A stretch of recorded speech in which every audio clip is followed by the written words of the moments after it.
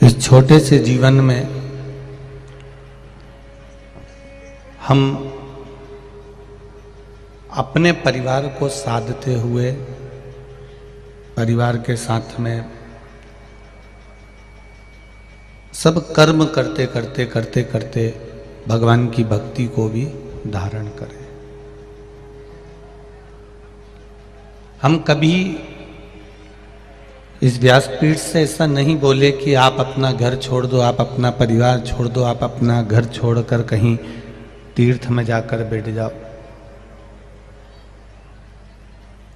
या कहीं एकांत में जाकर बैठ जाओ।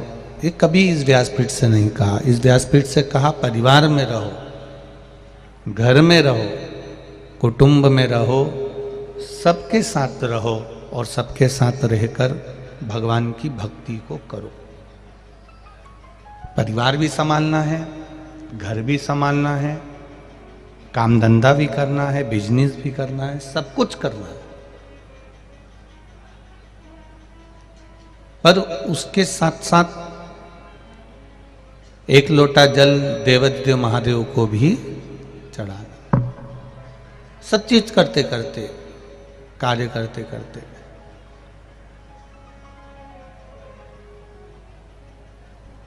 दूसरे आपको खुशी देंगे या दूसरे आपको दुख देंगे, उससे हमको मतलब नहीं रखना। हमारी खुशी, हमारा खुश रहने का आनंद हमारे खुद के पास होना चाहिए, स्वयं के पास होना चाहिए।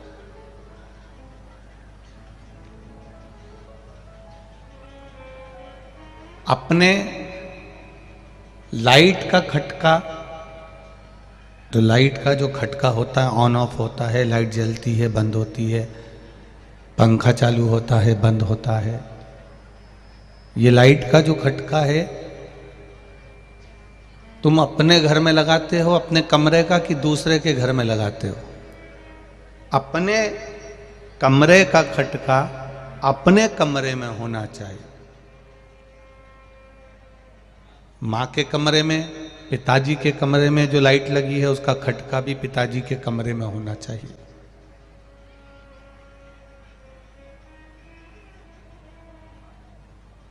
अपने कमरे का खटका, स्विच खटका अपने कमरे में हो।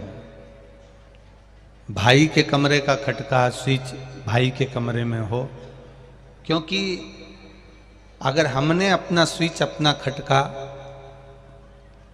पिताजी के कमरे में लगा दिया या पिताजी के कमरे का खटका अपने कमरे में लगा लिया तो उसका कोई लाभ नहीं होगा।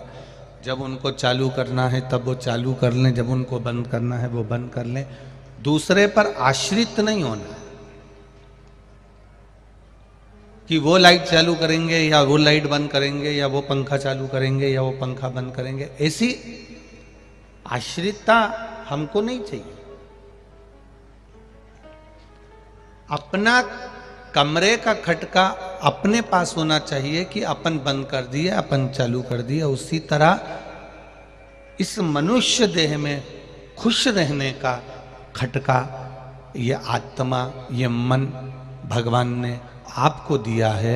आप स्वयं अपने आप में खुश रह सकते हैं, अपने आप में आनंदित रह सकते हैं। दूसरा आपको खुश नहीं कर सकता।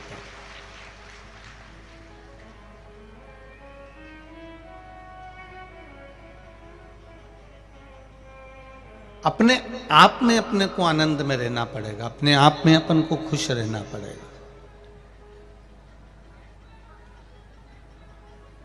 पीछे का साउंड चेक करो, पीछे का साउंड बढ़ा दो, सबसे पीछे का साउंड बढ़ाइए। अपने आनंद में अपने को रहना है।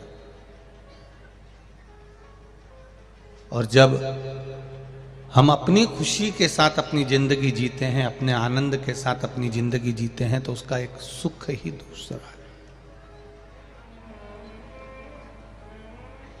उसका एक आनंद ही दूसरा है। एक बात अपनी जिंदगी में उतार कर रखिएगा। इस आशुतोष शिव महापुराण की कथा में से अपन कथा सुन रहे हैं, तो अपनी जिंदगी में एक बात को उतारना। कमरे में बैठकर कितना भी रो लेना,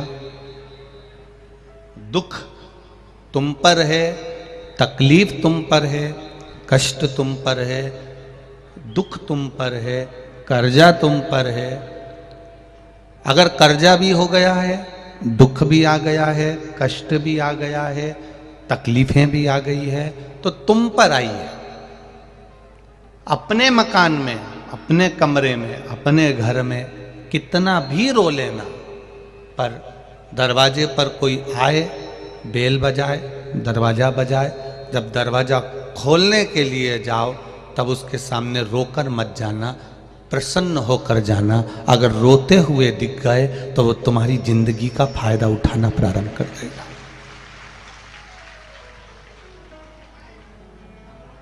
अगर तुम रोते हुए दिख गए, तुमने किसी से कह दिया साहब मैं कर्जे में हूं, तो फिर वो तुमको हल्के में लेने लगेगा, तुमको गिनेगा नहीं। तुमने किसी से कह दिया कि मैं दुखी हूं मेरी बहू से, फिर वो तुमको हल्के में लेने लगेगा, वो तुमको गिनेगा नहीं। मैं अपनी सास से दुखी हूं, वो हल्के में रहने लगेगा, तुमको गिनेगा नहीं।